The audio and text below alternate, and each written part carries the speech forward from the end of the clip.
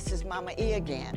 You know, I was just thinking, and I just wanted maybe to get your take on something. I don't know how long it's been since we started using the phrase, "What's up, dog?"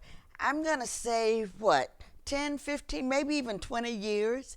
Time goes so quickly, but I know it has become very popular and almost common now that we refer to ourselves as dogs. And you know, the scripture says that death and life is in the power of the tongue. And I was just thinking, is it possible that we started having dog like behavior when we started calling each other dog?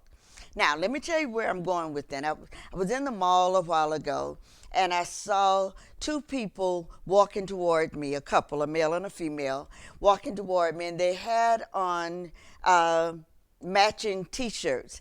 Now, let me just share, I was reluctant to even tell you what was on the T-shirt because I'm always cognizant of what I say. But when I went to my production team and told them, they said, "Oh, you'll be fine." And then as we get into the story, I'll tell you why. Anyway, this couple had these T-shirts on, and the man's shirt had an arrow pointing towards the female. And it said, "She's my hoe." The female had a T-shirt with the arrow pointing towards the man, and her shirt said, "I'm his hoe."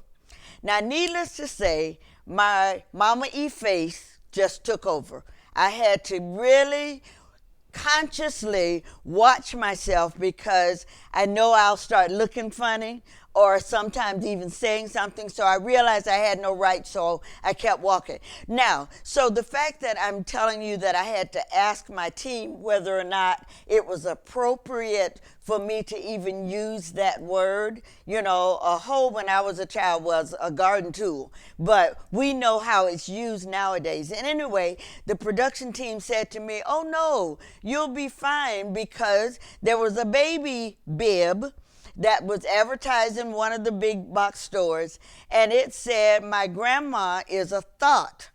Of course, Mama E didn't know what a thought was, T-H-O-T. But they actually Googled it for me, and it's an acronym that stands for "that hoe over there," T-H-O-T. All right, so now that I'm totally shocked, and hopefully I've shocked some of you, if we think about what we call each other, if we think about the B word and the H, well, it really, the proper word, I guess, starts with the W, but you know which words I'm talking about. I wonder, in light of the commemoration of Black History Month and Dr. Martin Luther King's birthday, I just wonder if this is what they get for what they paid.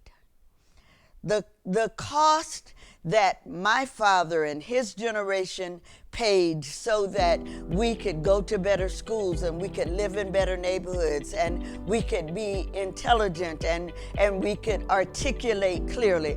All of that cost our forefathers something.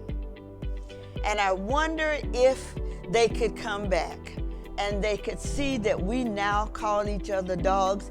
You know, I don't even know if Lassie and Rin Tin Tin would be proud of being called a dog, because dogs don't do some of the things that we do. Okay, I'm going to take a deep breath because it saddens me, it grieves me to think that our forefathers paid so much for us to be disrespectful of women, to say anything we want to say about and to anybody else, and we still think it's okay to be called a dog. I don't know. Just maybe it's just me, and I know you all are probably saying that's just old-fashioned Mama E. Nobody thinks about it that way. But if the Bible is true, and I believe it is, it does still say that death and life is in the power of my tongue, and I shall have whatsoever I say. I don't want my kids to be dogs. I don't want dogs for grandchildren. I would prefer that if I'm going to have a dog, it would be a four-legged creature that God made, not in his image, Okay, I think that's enough for this time. I want you to think about it though. Think about Mama E saying, "What's up, dog?" You're not my dog, you're my kids, and I look forward to sharing with you again real soon.